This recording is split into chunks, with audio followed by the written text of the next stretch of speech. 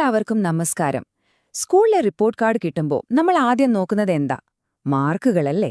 പക്ഷെ ശരിക്കും ആ മാർക്കുകൾ മാത്രമാണോ നമ്മുടെ അറിവിനെ അളക്കുന്നത്? അതോ ഒരു കുട്ടിയുടെ കഴിവിനെ മനസ്സിലാക്കാൻ ആ മാർക്കുകൾക്കപ്പുറം വേറെ വഴികളുണ്ടോ? ഇന്നത്തെ ഈ വിശകലനത്തിൽ പഠനത്തെ അളക്കുന്ന ഈ രീതികളെക്കുറിച്ചാണ് നമ്മൾ ആഴത്തിൽ മനസ്സിലാക്കാൻ പോകുന്നത്. നിങ്ങളൊന്ന് ആലോചിച്ചു നോക്കിക്കേ. ഒരു വർഷം മുഴുവൻ പഠിച്ചിട്ട് ആകെ 3 മണിക്കൂർ നേരത്തെ ഒരു പരീക്ഷയിലെ മാർക്ക് മാത്രം വെച്ച് നമ്മുടെ കഴിവിനെ വിലയിരുത്തുന്നത് ശരിയല്ല എപ്പോഴെങ്കിലും തോന്നിയിട്ടുണ്ടോ? എങ്കിൽ നിങ്ങൾ ഒറ്റയ്ക്കല്ല. ആ ഒരു ടെൻഷൻ, ആ പേടി, അതൊക്കെ നമ്മുടെ പെർഫോമൻസിനെ നന്നായി ബാധിക്കും, അല്ലേ? അപ്പോ ഈ പരമ്പരാഗത പരീക്ഷാ രീതികളുടെ പരിമിതികളെക്കുറിച്ചാണ് നമ്മൾ ഇന്ന് സംസാരിക്കുന്നത്. ഓക്കെ, അപ്പൊ നമുക്ക് ഏറ്റവും അടിസ്ഥാനപരമായ ഒരു കാര്യത്തിൽ നിന്ന് തുടങ്ങാം.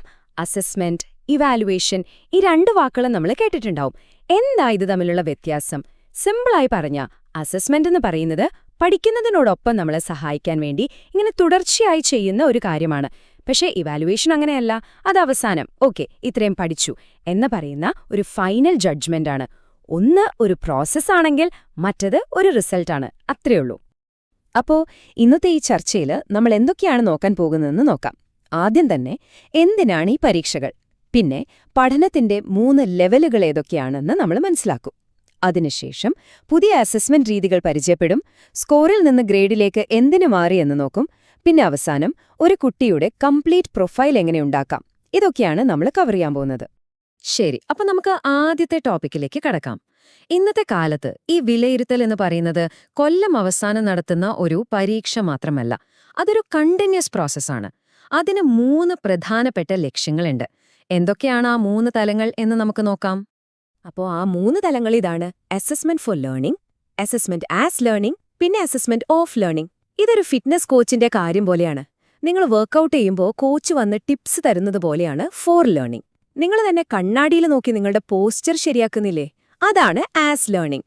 ഇനി ഫൈനൽ മത്സരത്തിൽ കിട്ടുന്ന റിസൾട്ട്, അതാണ് ഓഫ് ലേണിംഗ്. സിമ്പിളല്ലേ? അപ്പൊ ആദ്യത്തേത് അസസ്മെന്റ് ഫോർ ലേണിംഗ്. ഇത് ശരിക്കും പറഞ്ഞാൽ ഒരു വഴികാട്ടിയാണ്. ഒരു കുട്ടി കണക്ക് ചെയ്യുമ്പോൾ തെറ്റിയാൽ ടീച്ചർ അപ്പോൾ തന്നെ അത് തിരുത്തി കൊടുക്കുന്നു. അല്ലെങ്കിൽ ഒരു പ്രോജക്റ്റ് ചെയ്യുമ്പോൾ കൂട്ടുകാര് വന്ന് ഇങ്ങനെ ചെയ്താൽ കുറച്ചുകൂടി നന്നാവുമെന്ന് പറയുന്നു. ഇവിടെ മാർക്കിടുന്നതിലല്ല കാര്യം, പഠനം മുന്നോട്ടു പോകുമ്പോൾ തന്നെ സപ്പോർട്ട് കൊടുക്കുക. അതാണ് ലക്ഷ്യം. ഇനി രണ്ടാമത്തേത് അസസ്മെന്റ് ആസ് ലേണിംഗ്. ഇവിടെ ശരിക്കും കുട്ടി സ്വയം ഒരു ടീച്ചറാവുകയാണ്. നിങ്ങൾ എഴുതിയ ഒരു ആൻസർ ഒന്നുകൂടി വായിച്ചു നോക്കിയിട്ട് ഷടാ, ഇത് കുറച്ചുകൂടി നന്നായി എഴുതാമായിരുന്നു എന്ന് തോന്നാറില്ലേ? അതാണിതിന്റെ ഏറ്റവും നല്ല ഉദാഹരണം. സ്വന്തം തെറ്റ് സ്വയം കണ്ടെത്തി തിരുത്തുമ്പോൾ ആ വിലയിരുത്തൽ തന്നെ ഒരു പുതിയ പഠനമായി മാറി. മൂന്നാമത്തേത് നമുക്കെല്ലാവർക്കും നന്നായി അറിയുന്ന ഒന്നാണ് അസസ്മെന്റ് ഓഫ് ലേണിംഗ്. ഇതാണ് നമ്മുടെയൊക്കെ മനസ്സിലുള്ള സാധാരണ പരീക്ഷ. അതായത് ഒരു ടേം കഴിഞ്ഞ് അല്ലെങ്കിൽ ഒരു വർഷം കഴിഞ്ഞ് എന്തൊക്കെ പഠിച്ചു എന്ന് അളക്കുന്നത്. പേരൻസിനും ടീച്ചർമാർക്കുമൊക്കെ കുട്ടിയുടെ ഒരു സ്റ്റാറ്റസ് മനസ്സിലാക്കാൻ ഇത് സഹായിക്കും. ശരി, അപ്പോൾ അടുത്ത സെക്ഷനിലേക്ക് പോകാം. ഇന്നത്തെ കാലത്ത് ഒരു കുട്ടിയെ വിലയിരുത്താൻ ടീച്ചർമാരുടെ കയ്യിൽ ഒരുപാട് ടൂൾസ് ഉണ്ട്. അത് വെറുമൊരു എഴുത്തുപരീക്ഷയിൽ ഒതുങ്ങുന്ന ഒന്നല്ല. ഒരു ടെസ്റ്റ് നല്ലതാണ് എന്ന് പറയണമെങ്കിൽ അതിന് ചില ഗുണങ്ങളൊക്കെ വേണം. എന്തൊക്കെയാണത്? 1. പഠിപ്പിച്ച കാര്യങ്ങളിൽ നിന്നായിരിക്കണം ചോദ്യങ്ങൾ. 2. എല്ലാ ഭാഗത്തു നിന്നും ചോദ്യങ്ങൾ വേണം. 3. അത് ഫെയർ ആയിരിക്കണം. പിന്നെ ഏറ്റവും പ്രധാനം, അത് വിശ്വസിക്കാൻ പറ്റുന്നതായിരിക്കണം.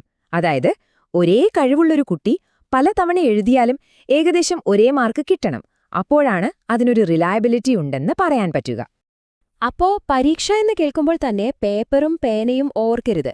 ഒരു കുട്ടിയുടെ കഴിവുകൾ അളക്കാൻ ഒരുപാട് വഴികളുണ്ട്. ഇപ്പോൾ പോർട്ട്ഫോളിയോകളുണ്ട്. അത് ഒരു വർഷത്തെ കുട്ടിയുടെ വളർച്ച കാണിച്ചു തരും. ഗ്രൂപ്പ് പ്രോജക്റ്റുകളിലൂടെ അവർക്ക് ഒരുമിച്ച് ജോലി ചെയ്യാനുള്ള കഴിവ് മനസ്സിലാക്കാം. ഒരു പ്രസംഗം നടത്തിയാൽ അവരുടെ കമ്മ്യൂണിക്കേഷൻ സ്കില്ലറിയാം. ഇതൊന്നും ഒരു എഴുത്തു പരീക്ഷയ്ക്ക് കണ്ടുപിടിക്കാൻ പറ്റില്ലല്ലോ. ഒരു ചോദ്യം ചോദിക്കട്ടെ, പരീക്ഷ എഴുതുമ്പോൾ ടെക്സ്റ്റ് ബുക്ക് നോക്കി എഴുതാൻ പറ്റോ? എന്താ നിങ്ങൾക്ക് തോന്നുന്നത്? പറ്റും. അതിനെയാണ് നമ്മൾ ഓപ്പൺ ടെക്സ്റ്റ് എക്സാമിനേഷൻ എന്ന് പറയുന്നത്. ഇവിടെ നിങ്ങളുടെ ഓർമ്മശക്തി അല്ല ടെസ്റ്റ് ചെയ്യുന്നത്, പകരം നിങ്ങളുടെ ചിന്തിക്കാനുള്ള കഴിവാണ്. അതായത് പുസ്തകത്തിലുള്ള വിവരം ഉപയോഗിച്ച് ഒരു പുതിയ പ്രശ്നം സോൾവ് ചെയ്യാൻ നിങ്ങൾക്ക് പറ്റുമോ എന്നാണ് നോക്കുന്നത്. അറിവ് തലയിൽ വെറുതെ കൊണ്ടു നടന്നാൽ പോരല്ലോ, അത് ഉപയോഗിക്കാനും അറിയണം, അല്ലേ?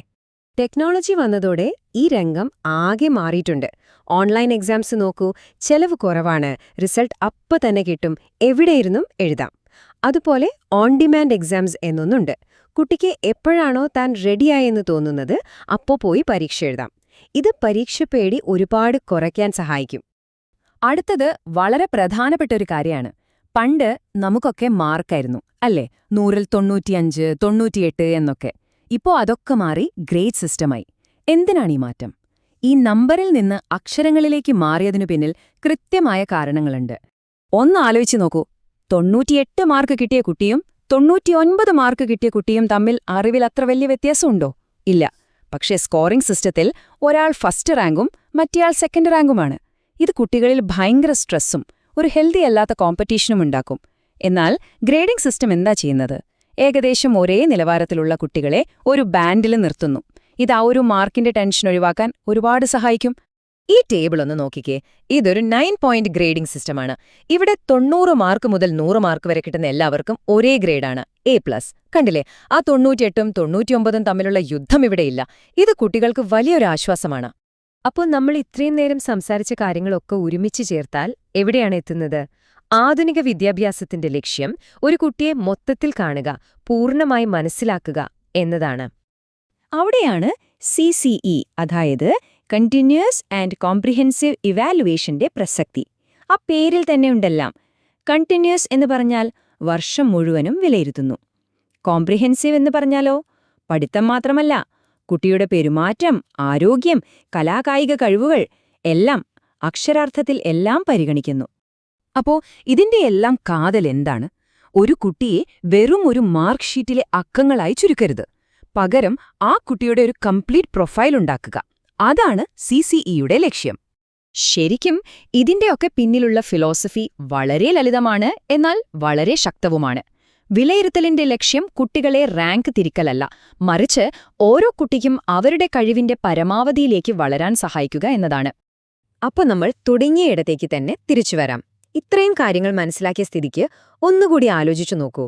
ഒരു കുട്ടിയുടെ കഴിവിനെ, അവരുടെ മുഴുവൻ വ്യക്തിത്വത്തെ ഒരൊറ്റ പരീക്ഷയിലെ മാർക്കിന് നിർവചിക്കാൻ സാധിക്കുമോ? ഇതിന്റെ ഉത്തരം നിങ്ങൾ തന്നെ കണ്ടെത്തുക.